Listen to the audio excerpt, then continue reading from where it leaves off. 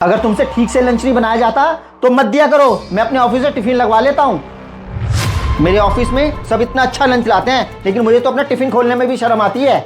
अब तो मेरे ऑफिस वाले मेरा मजाक उड़ाने लग गए हैं। जब भी टिफिन खोल के देखो, या तो आलू की सब्जी होती है या दाल होती है, इससे ऊपर तो तुम्हें कुछ बनाना ही नहीं आता है। ये आए दिन तुम्हारे आलू दाल खा खा के परेशान हो गया हूं मैं। अरे बेटा, इसमें इसकी क्या गलती है? इसने जो देखा और सीखा वही तो बनाएगी। इसकी माँ के घर में 12 महीने दाल और आलू ही बनते हैं। वैसे बेटा, लोग सच ही कहते हैं, शादी ना अपने बराबर वालों में करनी चाहिए। मम्मी, आपको ये रिश्ता पसंद था, आप ही ने कहा था कि बिन भाई और बिन बाप की लड़की है। अरे बेटा, मेरी तो बुद्धि ही खराब थी जो ऐसी लड़की से तेरी शादी करा दी। ना तो इसका भाई है, ना तो इसका बाप है। मम्मी, अब पछताने से क्या फायदा? किस्मत तो मेरी फूट ही चुकी है। मेरी तो बस एक ही तमन्ना थी कि मेरी जहां भी शादी हो, कम से कम वहां से मुझे गाड़ी तो मिले। लेकिन इसे और इसकी मम्मी को क्या समझ इन गाड़ियों की। अगर इनके घर में कोई मर्द होता ना, तो इस बारे में जरूर सोचता कि कहीं अच्छी जगह रिश्ता कर रहे हैं तो कम से कम गाड़ी तो देनी चाहिए। हमने भी तो अपनी बहन की शादी में गाड़ी दी थी। राजीव, अगर आपको हमारी शादी में गाड़ी ही चाहिए थी तो आपने मेरी मम्मी को पहले क्यों नहीं बोला? आप तो बस यही कहते थे कि हमें शादी में कोई दान दहेज नहीं चाहिए। अरे दहेज कोई थोड़ी ना खुल के मांगता है, वो तो सामने वालों को सोचना चाहिए। ये बेटी की शादी ऊंचे घराने में कर रहे हैं तो अच्छा ही देना पड़ेगा ना। पता नहीं किस कंगले परिवार से मैंने अपनी बेटी की शादी कर दी। अब खड़े खड़े क्या मुंह देख रही है? जा नाश्ता बना के ले आ।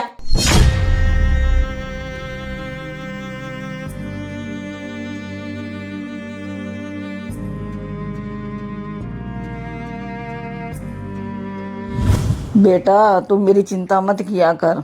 इस बुढ़ापे में तो हारी बीमारी लगी रहती है। नहीं मम्मी, अब मैं आपकी एक नहीं सुनूंगी।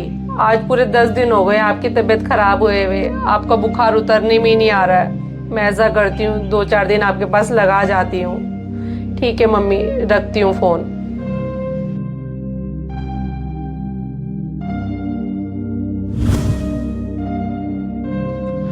मम्मी जी, मैं 2-4 दिन अपने घर लगाया हूँ। मेरी मम्मी की तबीयत बहुत खराब चल रही है और उनके पास कोई है भी नहीं उनका ख्याल रखने के लिए।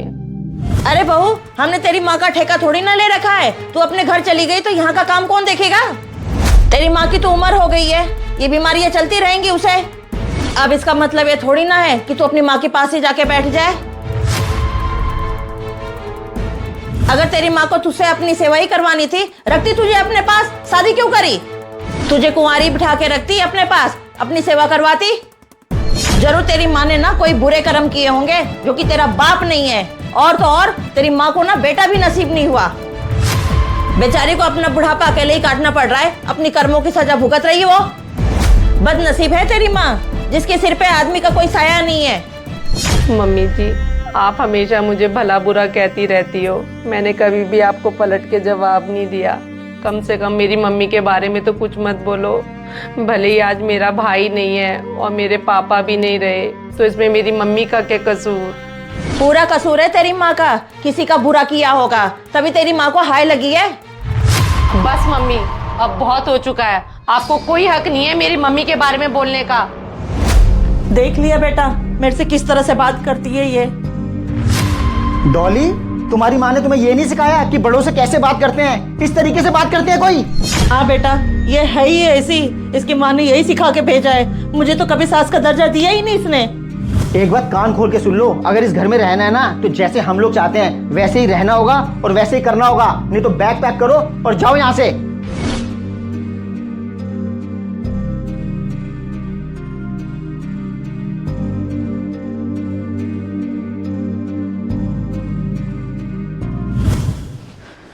बहन, तू चिंता मत कर, आराम से बैठ यहाँ। और ये आज भी तेरा ही घर है, तेरे ससुराल वालों को मैं देख लूंगा। अच्छा हुआ बेटा जो तू प्रीति को साथ लेके आया। इसके ससुराल वालों ने इसका जीना हराम कर रखा था।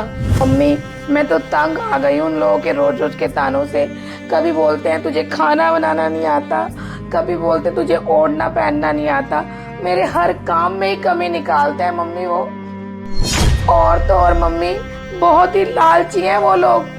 मुझे कहते हैं हमारे घर में पहले से एक छोटी गाड़ी थी, तो तू दहेज में छोटी गाड़ी क्यों लाई, बड़ी क्यों नहीं लाई? पता नहीं कैसे लालची लोग हमारे पल्ले पड़ गए, मेरी फूल सी बेटी को परेशान करके रख दिया है। हाँ मम्मी, सच में बहुत ही लालची लोग हैं वो। लेकिन मैं भी बहन के ससुराल वालों को धमकी दे आया हूँ कि तुम पर दहेज का और घरेलू हिंसा का केस कर देंगे। बेटा तूने सही किया, जब तक वो नाक रगड़ते यहाँ पे आएंगे नहीं ना, मैं अपनी बेटी को नहीं भेजूंगी वहाँ। प्रीति दीदी, मैं आपके दर्द को बहुत अच्छे से समझ सकती हूँ। जो आज आपके साथ हो रहा है ना, उस दर्द से मैं भी गुजर रही हूँ। आप बहुत किस्मत वाली हो कि इस मुसीबत की घड़ी में आपका भाई आपके साथ खड़ा है। और मुझ बदकिस्मत को देखो, ना मेरे पापा है और ना मेरा कोई भाई है।